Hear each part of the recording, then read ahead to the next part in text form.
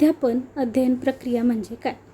शिक्षक आणि विद्यार्थी यांच्यातील परस्पर क्रिया, उद्देश, ज्ञान, कौशल्य, दृष्टिकोन आणि नागरिकत्व विकसित करणे. वैशिष्ट्य: नियोजित, विद्यार्थी केंद्रित, समावेशक, सातत्यपूर्ण. अध्यापनाची नीतिसूत्रे. अर्थ: अध्यापनासाठी मार्गदर्शक तत्त्वे.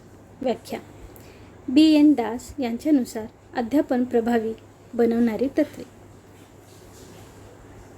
मुख्य नीतिसूत्रे प्लस उदाहरण: ज्ञाताकडून अज्ञाताकडे, जे माहिती आहे त्यावरून नवीन शिकवणे. उदाहरण: सूर्य चंद्र वरून सूर्यमाला.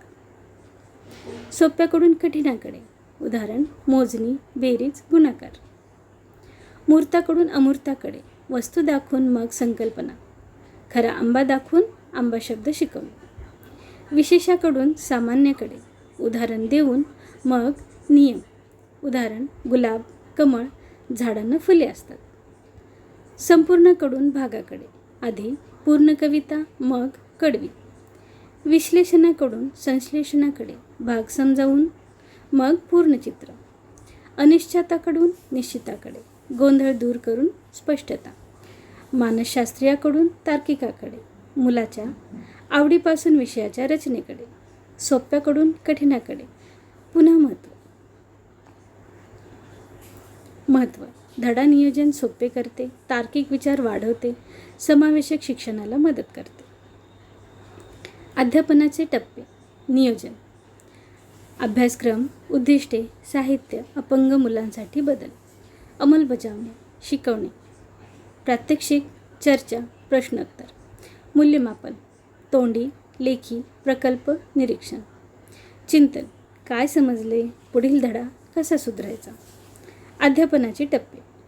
अधिग्रहण: नवीन कौशल्य पहिल्यांदा शिकणे.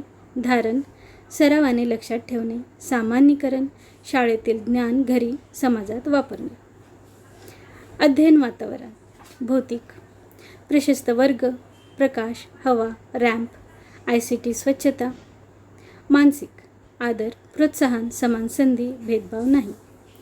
शिक्षकाची नेतृत्व भूमिका वर्गात. समावेशक वर्ग, प्रेरणा, अपंग विद्यार्थ्यांना आधार. शाळेत कार्यक्रम, नवीन शिक्षकांना मार्गदर्शन, समावेशन.